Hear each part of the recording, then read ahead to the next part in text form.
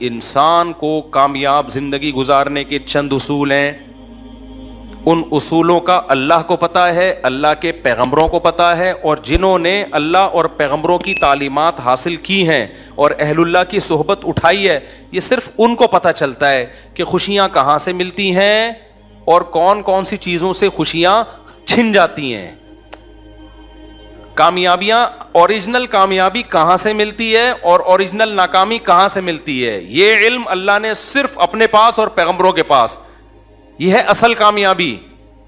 یہ علم دنیا داروں کے پاس, یہ جاپان والوں کے پاس نہیں ہے, یہ آسٹریلیا والوں کے پاس نہیں ہے, یہ علم امریکہ والوں کے پاس نہیں ہے, یہ نفسیاتی ڈاکٹروں کے پاس بولو نہیں ہے, یہ سائنسدانوں کے پاس نہیں. اگر ہوتا تو دنیا میں ٹیکنالوجی میں سب سے زیادہ ترقی جاپان نے کی ہے, تو جاپان بالکل اسٹریس لیس اور ڈپریشن لیس اور ٹینشن لیس کنٹری ہوتا.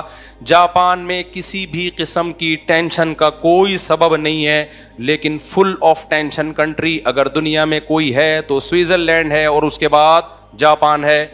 آ رہی میرا خیال ہے بات سمجھ میں, کیونکہ ان کے کچھ چیزوں میں کانسیپٹ کلیئر نہیں ہے. دیکھو میں مختصر بات سے بات سمجھانے کی کوشش کرتا ہوں.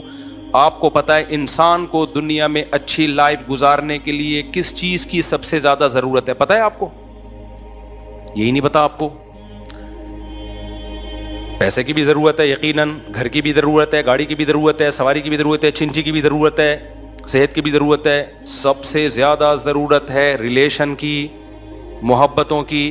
انسان تنہائی وقتی طور پہ برداشت کرتا ہے.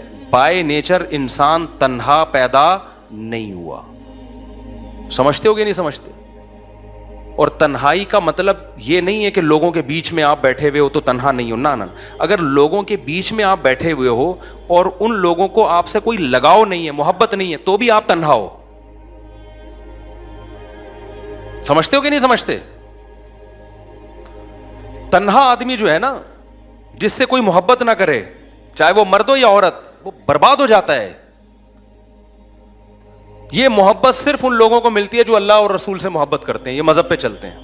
جو قومیں مذہب پہ چلتی ہیں ان میں بھی ہو جاتی ہے, جو نہیں چلتی, جو اللہ کو ڈکشنری سے نکال دینا, وہ تنہا رہ جاتے ہیں.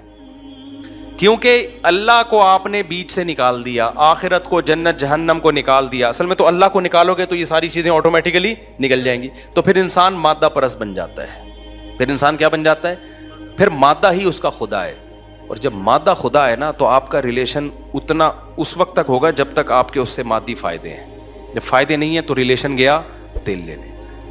تو پھر یہ مادی حیات بن جائے گی, یہ محبتوں والی زندگی نہیں بنے گی. دیکھو آدم علیہ السلام جنت میں تھے اکیلے, تو کیا سوئٹزرلینڈ جیسی لگژری, اس سے بھی اچھی لگژری لائف نہیں ملی ہوگی آدم علیہ السلام کو؟ میں اس سوال کا جواب دے رہا ہوں کہ سوئٹزرلینڈ میں اتنی خودکشیاں کیوں ہو رہی ہیں. پتہ ہے آپ کو کیوں ہو رہی ہیں؟ پہلے تو بتا دوں, اتنی ہو رہی ہیں کہ انہوں نے اس کو لیگل کر دیا ہے. سوئٹزرلینڈ میں ونس اپون اے ٹائم, ابے ہر آدمی کا خواب ہے نا سوئٹزرلینڈ جانے کا. کیا ہو گیا بھائی, ادھر توجہ, کیمرے کو نہ دیکھو. ہر آدمی کا خواب ہے یا نہیں ہے؟ بولو نا. سوئٹزرلینڈ میں اگر آپ کو ابھی گھر مل جائے, 1 منٹ بھی انڈا موڑ پہ رہو گے؟ یار سوئٹزرلینڈ, یار سوئس بینک میں اکاؤنٹ اور نیشنلٹی مل جائے تو پھر آپ کہو گے اب جنت میں جانے کی ضرورت ہی نہیں ہے. لیکن جو لوگ سوئٹزرلینڈ کی جنت میں رہتے ہیں, آج سے چند سال پہلے اتنی زیادہ خودکشیاں کر کے مرتے تھے کہ گورنمنٹ نے پہلے کہا کہ بھئی یہ اللیگل ہے, خودکشیوں سے لوگوں کو روکو. لوگوں نے کہا جب اللیگل ہے تو مرنے کے بعد سزا ملے گی نا. کیا خیال ہے؟ یہ ایسی چیز ہے جس کو روکنا, قانون کے ذریعے روکنا ممکن نہیں ہے. ارے بھائی زیادہ زیادہ اس سزا پہ ہم کیا کر سکتے ہیں؟ پھانسی. تو وہ کہہ رہے میں تو مرنا ہی تو چاہ رہا ہوں میں. ارے دنیا میں سب سے بڑی سزا کیا سمجھی جاتی ہے؟ پھانسی. تو آپ زیادہ زیادہ یہ کر دو گے جو خودکشی کرے گا اس کو پھانسی دے دی جائے گی, تو کہے گا فہو المرام. کیا خیال ہے بھائی؟ تو یہی تو مقصد ہے بھائی. تو کچھ یہ ممکن ہی نہیں ہے.